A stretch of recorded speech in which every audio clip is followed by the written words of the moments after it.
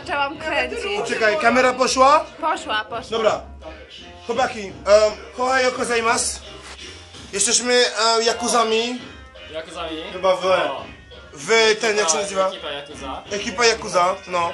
Teraz na żywo od gdzie mieszka Ani i prowadzimy teraz nasz handel.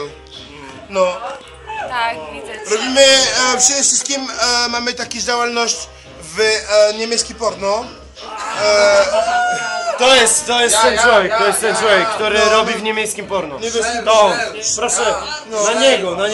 Więc tekst jest łatwy właśnie. Schnell. Scheiße, kurwa! Scheiße, Scheiße, kurwa! Scheiße! Scheiße. Kurwa! Schnell, kurwa, Spierdalaj, kurwa! Kurwa, spierdalaj! Dobra, to był na żywo u Ani.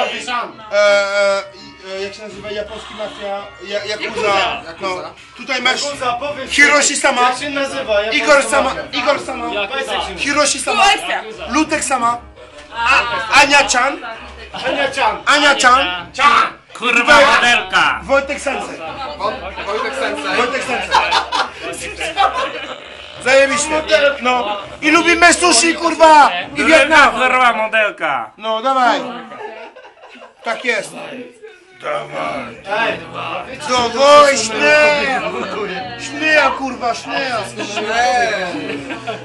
my friend.